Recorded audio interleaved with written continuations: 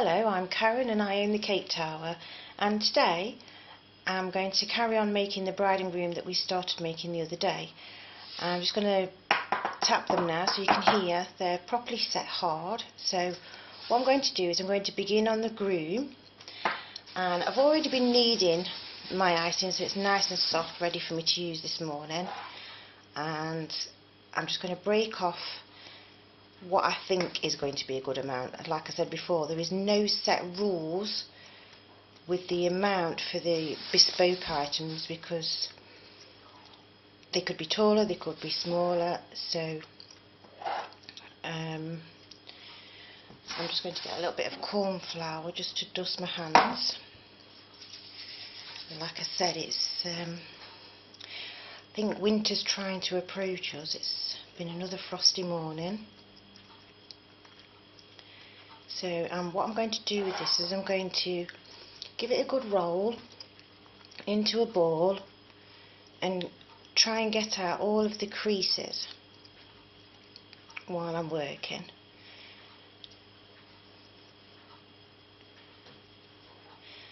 And then I'm going to use the side of the palm of my hand and a rocking motion to make a cone shape. This is only a guide at the moment, this is not the actual thing. And then what I do is I'm just going to push him onto there and see, is it going to look the right sort of size. I think I can actually take a little bit off there, redust my hands, and then roll it back into the ball.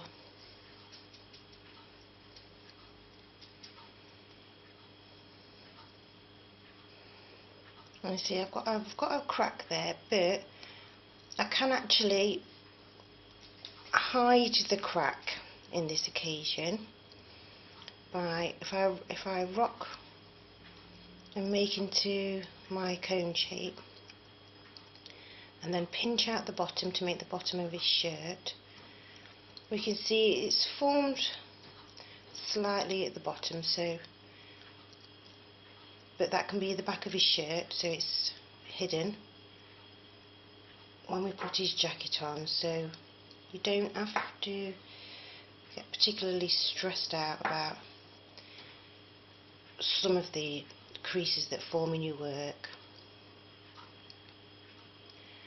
I'm just trying to make it be a bit more of a pointed cone rather than him being too fat, because I want him to stand quite nicely. And what I'm going to do is I'm just getting a bit of the boiled water, rubbing most of it off on the back of my hand, rubbing it into the bottom to activate the Tylo powder that's inside it, which makes the glue, and then I'm just pushing it onto his legs. And obviously we need to check that he still stands up, which he does, so that's fine. And then what I'm going to do, see I've got a little mark there, I don't know if you can see that, but that by right should be covered up with his cravat. I'm going to put that on later. I'm just trying to make sure that his shirt is quite secure, and then I'm going to use my knife tool and I'm going to run a line up the centre.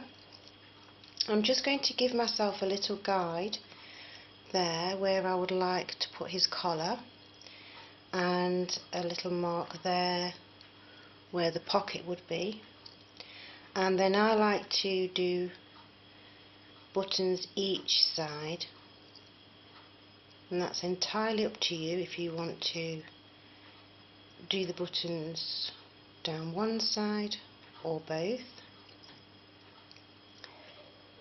But there we go, there we've got representation of the buttons. And I'm just going to put a little bit more corn flour on me because I'm getting slippy. Then I'm going to use my double-ended ball tool.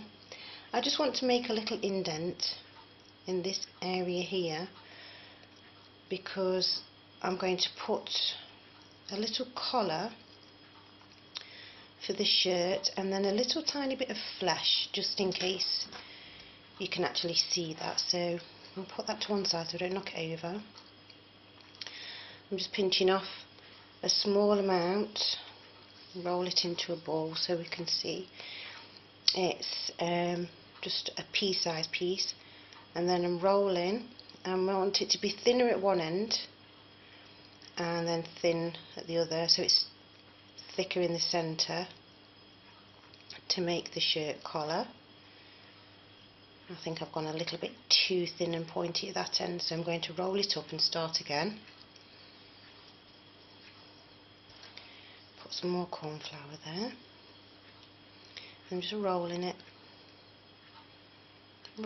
out and rocking as I go.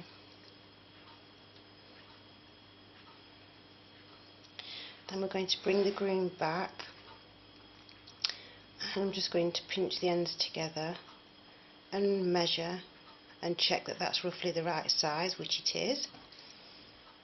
A little bit more of the boiled water, and say you only need small amounts of the boiled water. Too much will make everything become slippy, so you want it tacky so that everything sits nicely. Right, and so I've got this piece again, I'm putting it together.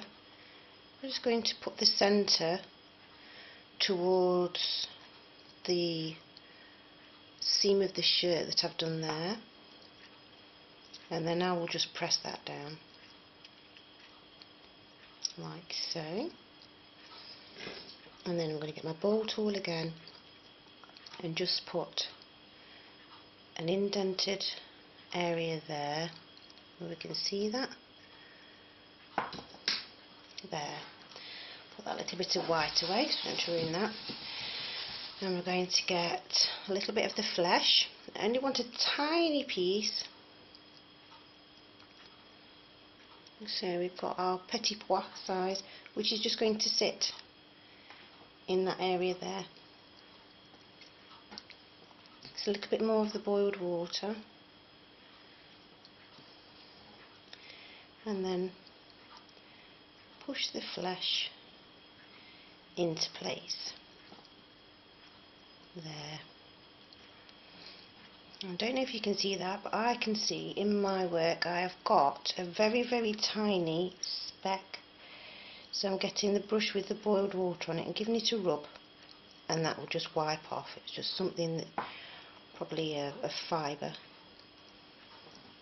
that I've missed when I've done my work. So the next part I'm going to do, because he's there, I'm going to do his jacket. So I've got my grey. I'm going to put him right out of the way because I know what I'm like. Need plenty of room. I'm going to give this another little bit of a knead. There, and I'm just going to lightly dust my surface and put that there, and oh, there we go. I need my rolling pin. I'm going to roll it out. I want this to be actually really quite thin so that you can manoeuvre it, because for his jacket and it's the fabric, you want to give it some more realism. I'm just going to dust that slightly again, and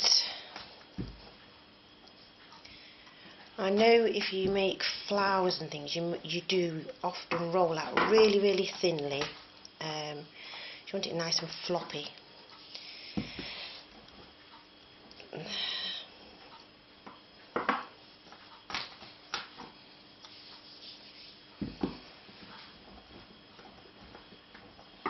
There. It's really nice and thin. I'm not using the edge part, so I want it thin in the centre. And then what I'm going to do is I'm just going to cut out a simplistic triangle to start off with. Rectangle I mean. There. Now I know that that's going to be too long, so I'm just going to trim that down a bit more, like so. And my scrap pieces, I'm just putting those back into the bag. Then I'm going to bring my groom back and I'm going to get my icing and just check, and I'm checking against him and it's looking very long but not too bad. So that's a daisy, I knocked him over. And so I'm going to cut off an extra piece, and then what I'm going to do now is I'm just going to cut this shape, which we've been discussing this shape, whether it's called a trapezoid or a parallelogram, but whatever it actually may be called, that is definitely the shape we're looking for. So we're going to bring back our groom, we're going to get this there, and then we're just going to hold it again against him and just check. Yeah, it's going to fit him. It comes down nicely at the back, it's not too long, we've got enough just to form a bit of a collar. And then what I'm going to do next, I'll just turn it back over because I like to find the centre. So I'm marking the centre very slightly there, and then I'm just going to cut that centre so that it's making it like when you have top hat and tails. So we're going to have the split there, and then I'm going to cut a triangle off there like that, and then I'm going to put the triangle on the opposite side, so I cut off the same amount so it's evenly balanced there, like so. And this is going to be his jacket. So I just want to tidy up any of my rough edges there. I can see that, you see there between the pieces it's not quite cut all the way through, so we're just going to tidy that area up with the knife there, give that a little bit of a pinch, and there we go. And then this time is when I don't actually rub the boiled water off the brush, because I need plenty of boiled water, so I'm going to rub the boiled water all over his jacket. Just neaten that edge up there. And then I want the cut to be central to the back of him, so we just need to make sure that that's central for his trousers there. And then we're just going to bring it round very gently, manoeuvring that into place there, so that that's actually stuck there. And then I'm just going to get the ends there and just tip them over slightly so that it looks like he's got his jacket undone, so he's looking kind of casual and smart at the same time.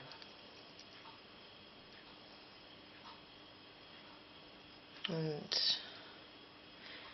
this is where you can spend as long as you like tweaking it and making sure that you think it looks okay. I have a little mark there, rub that away,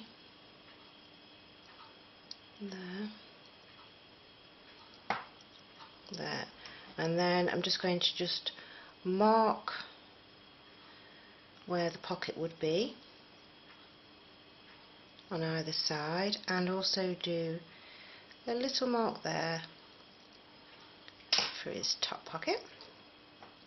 And that is him with his jacket on.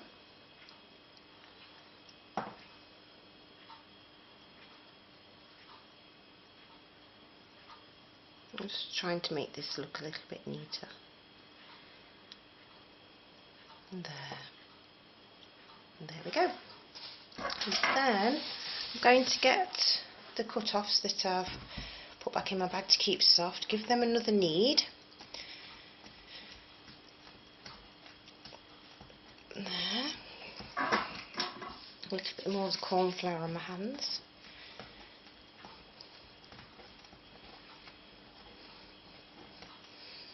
And I'm going to snap off. I think that looks a little bit big, to be fair. Maybe take a little bit off that. There. We're snapping off. I want 2 balls to start off with, roughly the same size, because these are going to be the arms of the jacket. So give that a good roll. Then I'm going to roll this backwards and forwards. And I want it to be slightly thinner at this end than at this end, to give the illusion of the jacket sleeve area. And just gently pinch around the bottom to flatten it out so it looks nice and neat. And then we want to hold it up against him. We don't want him to look like he's got absolutely really fat arms or really skinny arms. So we will have a look and say, does that look about the right sort of size? And remembering that on my order it actually says that they wanted them to be stocky, so I'm going to stay with the larger size. And then I'm going to get my knife tool, and about halfway down I'm going to mark it, and then I'm going to come out.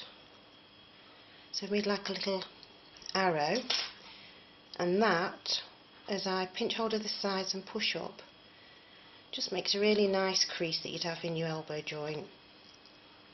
And then I'm going to get most of the water off my brush, down here, so you can see that's nice and shiny. Then I'm going to rub this with my finger so that it becomes tacky and not slippy, because we want to stick his arm into place, like so. There. And then I'm going to get my larger ball tool, and while I'm holding him in my hand to support everything, I'm just going to put an indent. This is to make it easier for you to attach the hand at the next stage. So there we have our one-armed man at the moment, and then I'm going to do exactly the same with the other side and roll out. So we've got his arm pinching around the bottoms there, just to give that edge like that. And then this side is going to be the opposite side, so we're going to do the line in the centre, but then the arrow points down, because this is going to be his right arm and we want the creases to form in the right direction. And just check that that's going to sit nicely, which it is. And we're going to get most of the boiled water off, rub some boiled water across. Oops, sorry, I'm off the camera there. I've just rubbed some boiled water on there, and I'm going to do the same again. Rub it with my finger so it becomes tacky. I'm actually just wiping the excess off on a piece of paper towel that you can't see on camera there. And then I'm going to stick the arm into place like so. I'm going to tip him up again, get my larger ball tool and make an indent for his hand to go there. I'm just going to check I haven't made this too squashed in at the back, but because they're going through the post you don't want things sticking out too far anyway, because they just make things more awkward and easy to snap off. So there we go. He's now got his arms on, so I'm going to get the flesh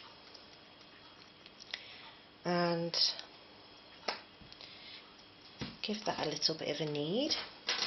Some more corn flour. There. And again, it's break off a piece and try it against the person to see. So, will that be a good size head? I think so.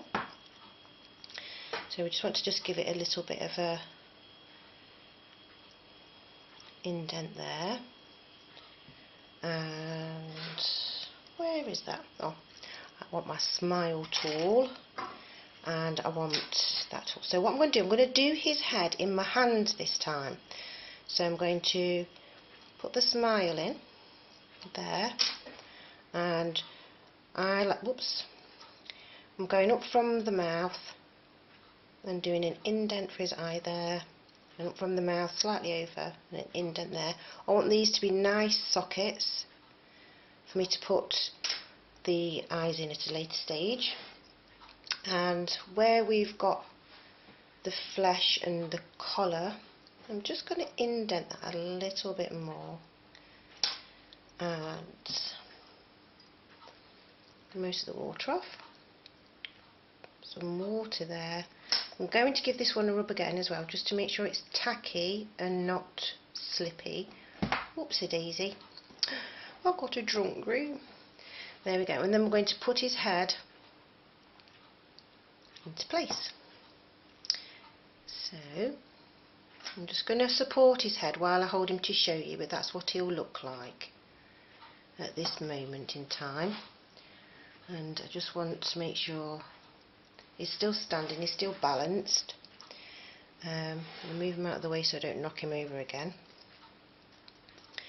And I'm just going to break off tiny pieces, little petit pois pieces for his ears there. And oh, that's quite large actually for a nose. A bit smaller there. Put the flesh away, and then we're going to do a little roll and just rock it slightly just to give it the teardrop shape. Oh, I'm going to redo that because there was a little crease in it. We don't want to split in his ear. There. And the same for this one. There. And his nose is just a nice little ball. And then I'm going to get some more of my board water, rub most of it off onto the back of my hand. And then his ears, in people the ears are always halfway, so they're just below the eyes and where you've got the mouth area and the eye area. So his ears are going to sit there, one on side and whoops, one the other. Then I'm going to use the back of my brush to push and push in. And the same on the other side. I know his head's really wobbly and the chances are, I mean, because it can come off while you're doing this stage. That ear's looking a bit wonky. I'm sorry, I need to go down to this level and have a look flat on. There, his ears are looking quite nice. And then we're just going to put a spot of boiled water there. Rub that off for his nose and put his nose there. I think, to be fair, I need to work on that ear a bit more just to make that better. And a bit of boiled water there. Actually, let's take his head off and do this in my hand so you can see what I'm doing better. So I'm just putting the brush into there for his ear, just to get that ear shape. And we'll just put a little tiny bit more water there, make it sticky again. There. And then wiggle his head into place. Okay? And there. And we just want a little bit more flesh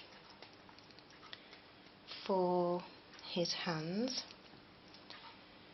So I'm just going to move him over there a bit, because when I'm rolling, my hands are sticking out and I keep knocking him over, and that honestly is how you end up, well, how I end up breaking some of my models and having to redo them.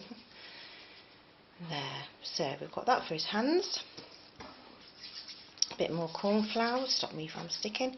And for his hands, all I'm going to do is I'm just going to rock and make it more pointed one side, flatten out his hand a little bit, and just make that's actually more like when I'm making leaves, to be fair. And that's sort of his hand there, and then roll this one and do the same. And then I'm going to get a little bit more of the board water, rub most of it off on the back of my hand, get my groom back. I'm going to put some boiled water inside the sockets I've made and a little bit to one side, because what I'm going to do is I'm going to put his hand into there and sort of curve it round a little bit, like he's got hold of his jacket. It's like, you know, like when they're just sort of smartening themselves up. So it's more of an action move than somebody just stood still. So his hands are there, and then that way as well, it's also making sure that the hand's more likely to stay in place and not to fall off during transit. Okay, so level his head back up. Now he's stood up, he still stands, he's still balanced, and that is the next stage for the groom. And I'm going to leave him to dry, and then in the next part I'm going to actually be working on the bride. Thank you for watching.